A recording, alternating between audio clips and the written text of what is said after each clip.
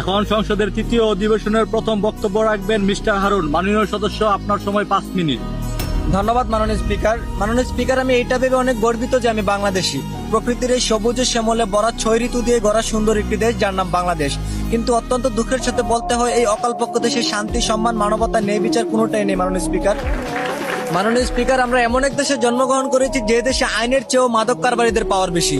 এমন এক দেশে জন্মগ্রহণ করেছি যে দেশে অন্যায়, অত্যাচার, অবিচল প্রতিনিয়ত ঘটে যাওয়ার পরেও এর কোনো প্রতিবাদ নেই। আর প্রতিবাদ করবি বা কে? যে প্রতিবাদ করে তার বেঁচে থাকার অধিকারে হারিয়ে ফেলে মাননীয় স্পিকার। মাননীয় স্পিকার, আজ আমরা উন্নতিশীল জাপান থেকে প্রায় 200 বছর পিছিয়ে কেন জানেন? তারা সরকারের আদেশ অনুযায়ী প্রতিদিন 8 ঘন্টা ব্যক্তিগত ডিউটি করার পরেও নির্দিষ্ট 2 ঘন্টা দেশ এবং দেশের উন্নয়নের লক্ষ্যে কাজ করে থাকে মাননীয় স্পিকার। আর আমরা কাজের পাশাপাশি একে অপরের পিছনে আঙ্গুল ঠেকাতে ব্যস্ত থাকি, চুরি, ছিনতাই, খুন খারাপি করে নিজে বড়লোক হওয়ার চেষ্টা করি মাননীয় স্পিকার। মাননীয় স্পিকার, যে দেশের সাধারণ মানুষ বেঁচে থাকে আইনের উপর ভরসা করে, সে দেশের আইন বিক্রি হয় মোটা অঙ্কের টাকার কাছে। যে দেশের মা বোনেরা রাস্তায় হাঁটলে সম্মান নয় ধর্ষণ হয়, সে অভিশপ্ত দেশে কিভাবে আল্লাহর রহমত আসবে মাননীয় স্পিকার? দেশটা যেন আজ মাদক কারবারিদের হাতে। প্রতিটা এলাকা, প্রতিটা অঞ্চল আজ মাদক দ্বারা পরিপূর্ণ মাননীয় স্পিকার। আর মাদক হলো এমন একটা জিনিস যে খায় সে নিজেও ধ্বংস, এমনকি পাড়া প্রতিবেশীদেরকে অত্যাচার করে বেড়ায়, কারণ তাকে সবাই ভয় পায় মাননীয় স্পিকার। মাননীয় স্পিকার, যে দেশের শিক্ষার্থীরা দেশ ও জাতির উন্নয়নে 24 ঘন্টায় পড়াশোনায় মনোযোগ দেওয়ার কথা, সে দেশের শিক্ষার্থীরা প্রেমিক প্রেমিকা, গার্লফ্রেন্ড বয়ফ্রেন্ড নিয়ে পার্কে ঘুরে। এটার জন্য তাদের বাধ্যতামূলক হয়ে গেছে মাননীয় স্পিকার। যে দেশে স্কুল ড্রেস পরে শিক্ষার্থীরা ভালোবাসার মানুষ নিয়ে পার্কে জড়িয়ে ধরে বসে থাকে, বুকরা হিজাব পরে টিকটকে নাচানাচি করে, সেই জাতি কখনো দেশের উন্নয়নের আশা করতে পারে না মাননীয় স্পিকার।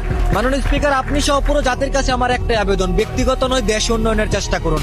মারামারি, খুন খারাপি, চাঁদাবাজি, টেন্ডারবাজি বাদ দিয়ে আল্লাহর নৈকট্য লাভ করে দেশে শান্তি ফিরিয়ে আনুন। ধন্যবাদ মাননীয় স্পিকার। দ্বিতীয়বারের মতো সংসদে বক্তব্য রাখবেন মোহাম্মদ দুলাল। মাননীয় সদস্য, আপনার সময় 6 মিনিট। ধন্যবাদ মাননীয় স্পিকার। মাননীয় স্পিকার, আমাদের দেশে যাতায়াত ব্যবস্থা এতটাই দুর্বল যে গত ঈদ উল ফিতরে কর্মস্থল থেকে বাড়ি ফেরার পথে সড়ক দুর্ঘটনায় প্রাণ যায় হাজারো মানুষের। যেখানে করার কথা ছিল পরিবারকে নিয়ে আনন্দ, সেখানে নেমে আসলো শোকের ছায়া মাননীয় স্পিকার। মাননীয় স্পিকার, আমাদের দেশে সড়ক দুর্ঘটনায় যতগুলি মানুষের প্রাণ যায়, মনে হয় ইরান, আমেরিকা, ইসরায়েলের যুদ্ধ এতগুলি প্রাণ ঝরে মাননীয় স্পিকার। মাননীয় স্পিকার, বেপরোয়া গতি, মাদকাসক্ত ড্রাইভার, ট্রাফিকদের অনিয়মের কারণে এই সমস্ত ঘটনা ঘটে মাননীয় স্পিকার। এই ব্যাপারে দৃশ্যমান কোনো বিআরটিসির পদক্ষেপ আমরা দেখি না মাননীয় স্পিকার। মাননীয় স্পিকার, বেপরোয়া গতি, মাদকাসক্ত ড্রাইভার, ট্রাফিক অনিয়মের কারণে এই সমস্ত ঘটনা ঘটে মাননীয় স্পিকার।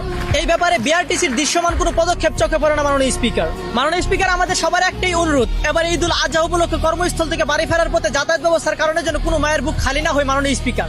ধন্যবাদ।